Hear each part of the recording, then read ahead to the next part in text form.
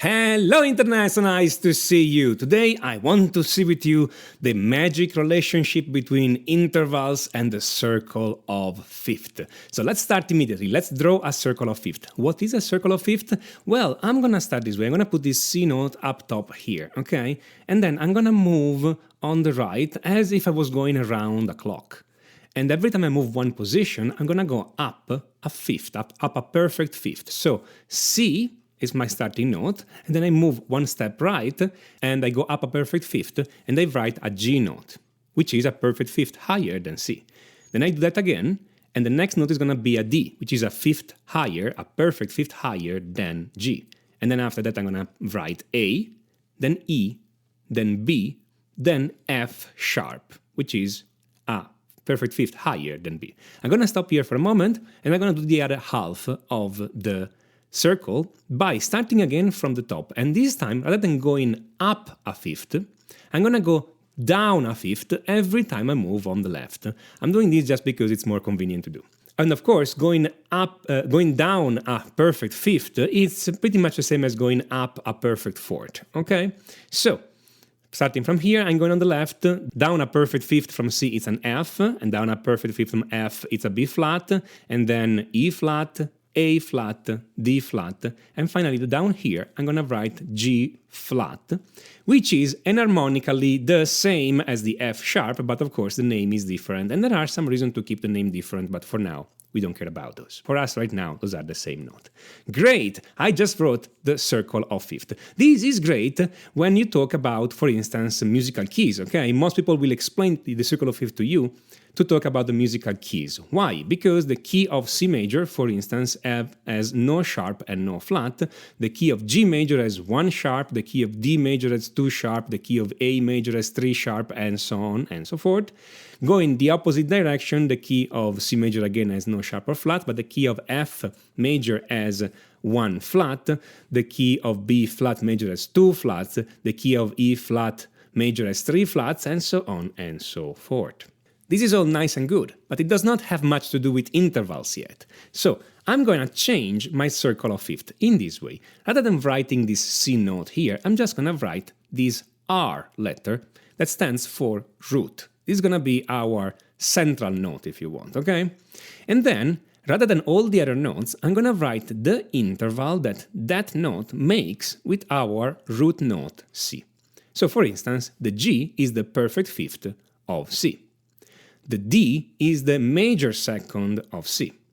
The A is the major sixth of C. And I'm going to keep going and do the whole trip around. So the E is the major third, the B is the major seventh, the F sharp is the augmented fourth. The other direction, the F is the perfect fourth, the B flat is the minor seventh, which, I remind everybody, it's conventionally written just with a 7, you don't have to put the M in front.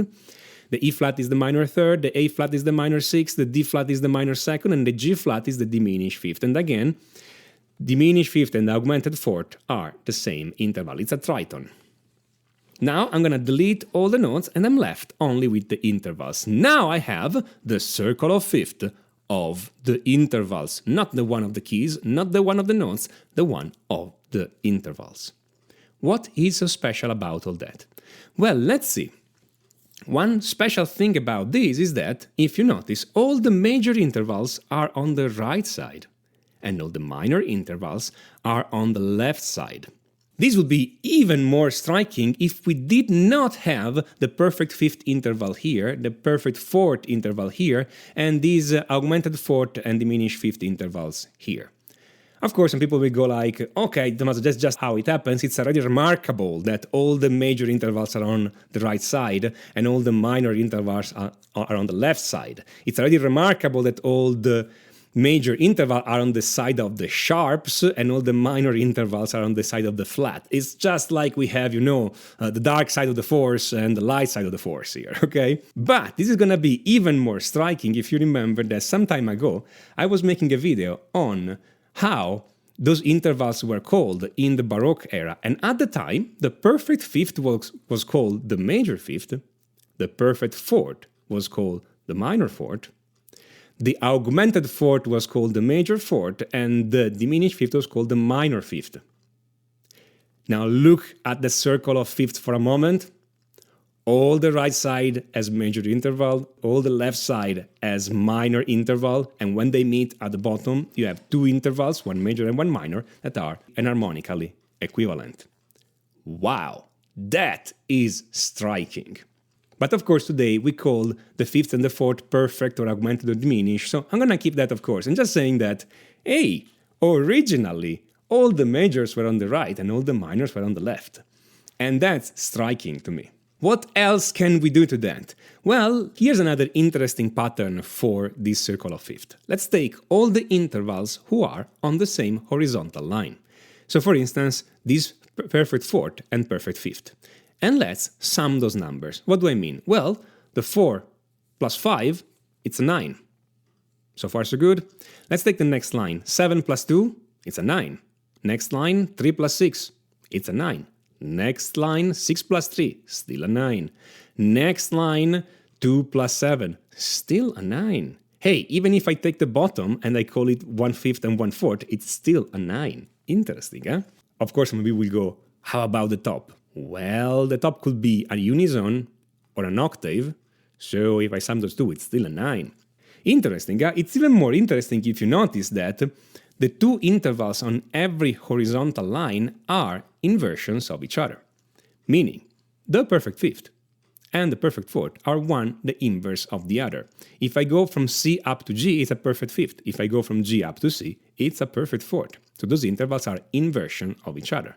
Same happens for the major second and the minor seven. Those two intervals are inversion of each other, and so on and so forth. The minor third and the major sixth, inverse of each other. The minor sixth and the major third, inverse of each other. The minor second and the major seven, inverse of each other. The triton, it's inverse of itself. And yeah, somebody can argue about the top note that maybe the unison is an inversion of the octave. I'm not sure about that point. You guys do whatever you want. We can probably accept it to complete the pattern, but completely up to you here. Notice that this is what explains, in a sense, the rule of 9. I made a video some time ago about the rule of 9, that if you want to invert an interval, you just take the number of the interval and subtract it from 9. So if I want to invert a perfect fifth, I'm taking 9, take out the 5, 9 minus 5 is 4, and I get the inversion. You see, this shows you all the rule of 9 in graphical form if you want, okay? And notice that since I change side, all major intervals become minor intervals and vice versa when I invert them. So now everything is very visual and very striking, okay? So this is the circle of fifths of the intervals. How do you use it? Well, there are many ways to use that, because the point of things like that is not to immediately write music. The point of things like that is to understand all the mechanics of intervals and then later of chords, and then use intervals and chords and other stuff to write music. So it's quite hard to apply this specific thing on writing music immediately right now. It's more kinda, hey, these things help you orient yourself with the stuff you need to actually write music. Still, it's a pretty interesting pattern, okay?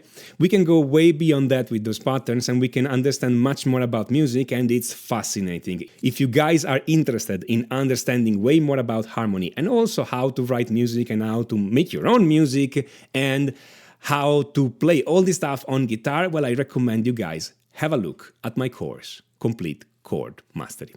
Complete Chord Mastery, it's not a book. It's a complete video course that takes you from the basics up. We do everything you need to know about harmony and chords on your guitar. All the theory is done straight on the fretboard. There is no theory for the sake of theory here. Everything is immediately practical, and everything is developed through exercises, so you know how to apply these immediately on your guitar. If you have just a minute, click on the link on the top right to check out Complete Chord Mastery. If you like this video, smash on that like button and don't forget to subscribe and click on notification, otherwise YouTube will not let you know when I put up a new video. And if you have any comment, feedback, suggestions, write them down in the comment. I enjoy reading from you, and I make videos on your suggestions. This is Tommaso Zilio of musictheoryforguitar.com, and until next time, enjoy!